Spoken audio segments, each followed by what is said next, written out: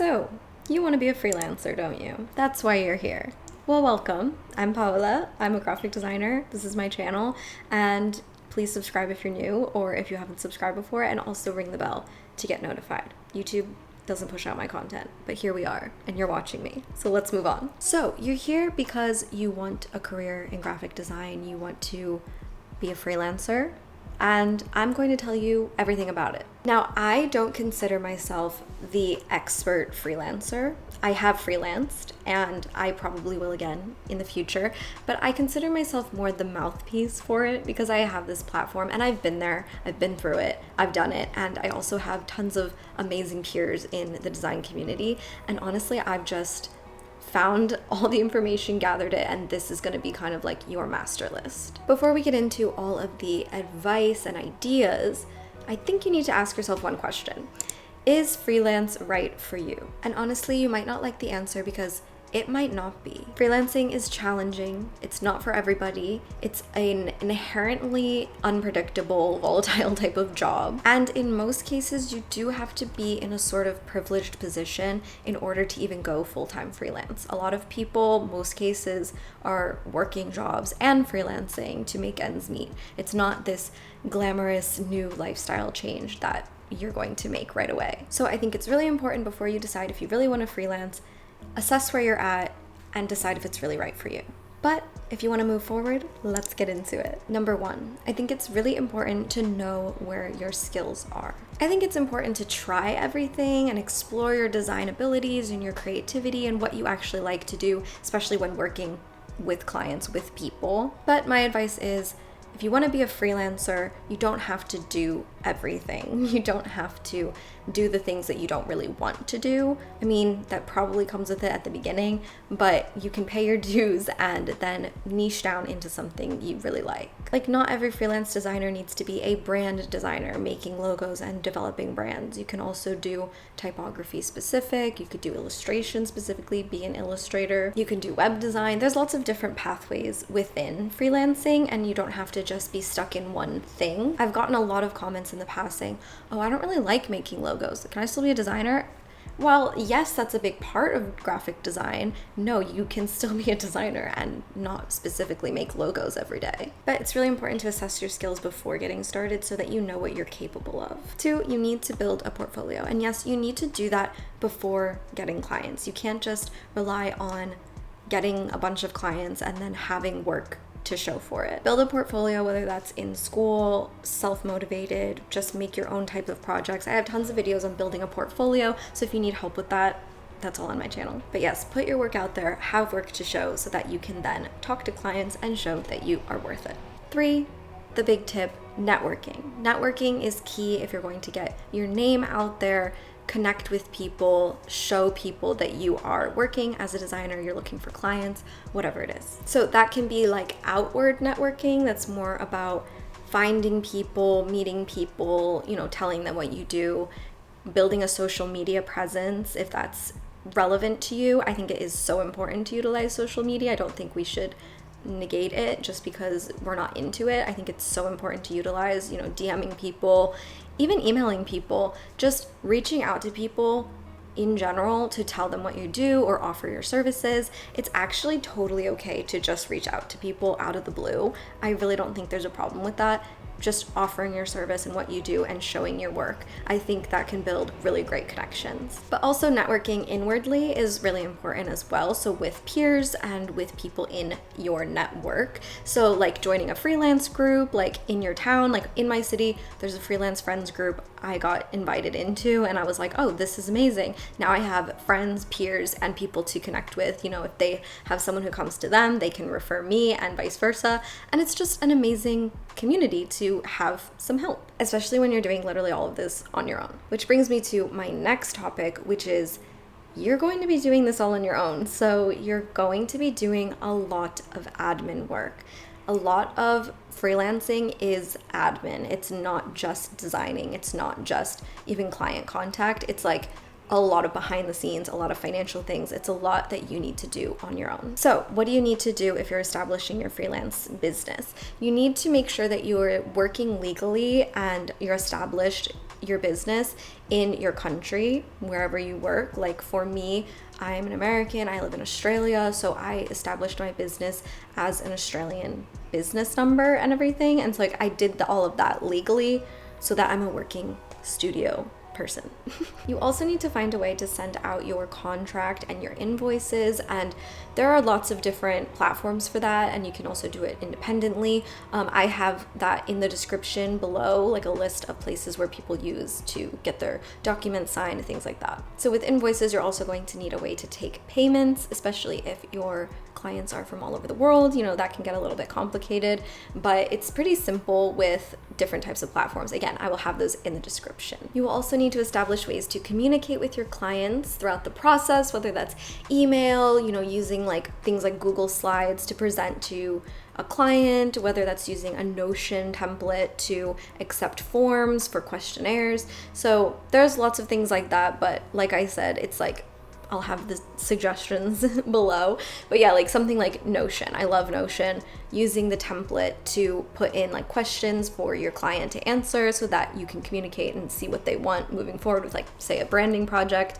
You can ask them a bunch of questions, they can fill that out, and it can just kind of be automated. And you can also get on video calls as well. You will also be working on your design proposals for people. I have learned through working in this business with my peers that some like to do a couple of options for people in rounds of design revisions, and some like to offer one really solid idea and then revise from there. So that's up to you as well. I'm just giving the tips of how to go about all of this. And then my big tip on pricing yourself as a designer. There's always so many questions about it, and honestly, it is a very independent thing. It's kind of the same as like working in the creator industry. Like I work with online brands and stuff, and there's always so many questions with how to price yourself. I think it just comes with the type of careers where we're working for ourselves, we're in charge of ourselves, and we can kind of set the standard. So it's hard to know where that standard is. My advice for pricing is, know what you're worth, and also charge accordingly. Charge according to what you have to do behind the scenes and the amount of work you do have to do. How long does it take you to do something, to do whatever project it is? What do you have to do behind the scenes with taxes, with, for me, it's like a superannuation fund for Australia. So like, what do I have to do behind the scenes to calculate my price, whether that's my hourly price or my project price?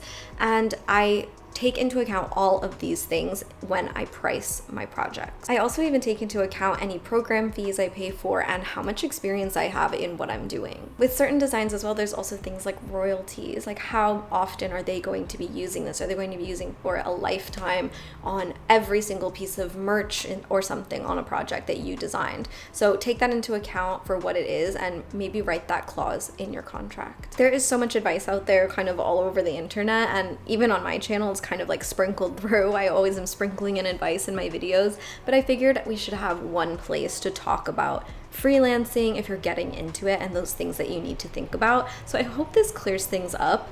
I mean, I'm not really the person you come to if you're gonna say, okay, how can I make like $1 million? Like, I'm not really one for breaking down like how much you should be charging or specifics like that, or even specifically how to get clients, because I can't promise anything. I can't promise that you're going to even succeed in the freelance career. It's a tough one, but I want to make sure you're equipped with the knowledge and empowered to know that you are worth what you're charging, and that you know what you're doing in your design work, and that you can do it. Like, I know you can do it. You just really have to apply yourself. And I'm just here to like encourage you along the way in your journey, even if you crash out. Like, I'll be here, and I'm here for advice, and I'm here to help. So yeah, that's why I wanted to make this video, to just have kind of one place where you can learn it and know it. And yeah, I mean, there's other people that you could probably go look to if you want to know even more about, pricing or something specific. But if you have any questions, please ask me. Let's chat in the comments. Okay, so I have also consulted my mutuals, my friends, my designer friends in the industry, and I asked everyone on my Instagram, like, I was like, if you're a designer, if you're freelancing, what is your biggest piece of advice? What's something you've learned? Like, just tell me what the tea is when it comes to like actually working as a freelancer, right? So They answered. They came through. Y'all came through, and let me tell you. Okay, purpose and meaning behind a design is just as important as the aesthetic. I totally agree with this, and I think it is very important, especially when I see a lot of people online who are focused on the aesthetic. They're focused on sharing work that just looks perfect, and I think it's much more important to know the reasons why they chose a design over just it's pretty. Reminder that you are the one who knows about design, not your client. This is a great one. I mean, when you get started in freelance, there are inevitably going to be times where the client thinks they know more than you, or like it's just a really bad relationship. Honestly, you're probably just gonna have to learn it and go through it and deal with a bad client.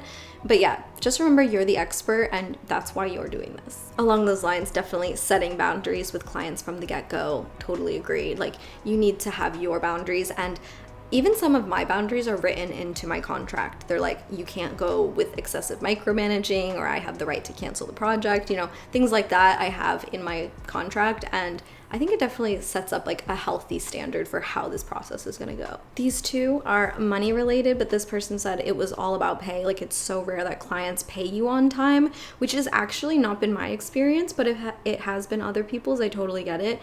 But yeah, that's actually a very interesting one. So make sure that you have either something set up where you have like a late fee involved, you know, a 2% late fee, something like that, or a 10% even. Yeah, if that's happening to you a lot, definitely set something in place. And never make purchases or plans with money or a job that you might get. That is a definite one. I hate when I like have a thought about all the things I could be doing with the money I could get from that project, and then I'm like, oh, it fell through. Great. So yes, client contracts are a must. Love that. I think it's very important to remind you guys in this video if that didn't come across, or maybe I didn't say it enough. But yes, contracts and invoices, like all of that is so important. The legal side of everything is very important. It's so important to protect yourself and to make sure that you're getting paid. For me, I get paid 50% before the work is even complete. So they've put down a down payment technically, and then we do the work together, and then they pay the other half at the end. So yeah, it's just so important to make sure that you cover all your bases when working. And that's why I've said admin is just a really big part of it. An illustration is worth more when it's used in different contexts. So yes, I also had a friend message me about that as well, and was saying like she does merch design. So it's kind of up to you how you want to handle that when it comes to like royalties and how much something is worth. So yeah, it really depends on the project, like I said, but definitely know that you can charge more if it's going to be used so much more than just a one-time thing. Yes, like she said here, admin stuff takes so much time. Don't underestimate that. I also got some great advice from my friend Gina. She was the one who was talking about privilege of starting freelance and how it's okay to like be working another job and getting into freelance, and that you don't always have the capacity to be like, oh, I'm gonna go do it on my own and make it on my own. Like, that's just not realistic. And I think it's really important to stay realistic in this type of business, that you need to just do what you gotta do. She also told me that it's a great idea to reach out to people to design for them, like show them your work and say, hey, I think it'd be a great fit for this, like for this project, I really admire you guys. Or maybe you wanna reach out to your favorite artist or designer and get some advice. Like, that's okay. And you can actually build great connections doing that. So don't be afraid. I mean, if you're gonna go into freelance, into this business, you need to not be afraid. You need to take charge and really be a confident person, because you're gonna have to do it all on your own, and you don't have anyone really telling you what you can and can't do, and that's a good thing. You need to just take the reins and do it all for yourself. So that was all my tips and advice if you're wanting to get into freelance now. Getting into it and starting in 2025 maybe is like the perfect opportunity. So get started now if that's what you're wanting to do. And I hope that this helped, especially also from the advice from other designers like working in the industry right now. I think it's great to have this perspective from everyone, and also like have community with everyone, and that's what I'm here to do. I'm hopefully here to help all the time, and hopefully I can help. But yeah, ask questions in the comments if you need more help. I would love to chat with you. And this is just kind of like my getting started.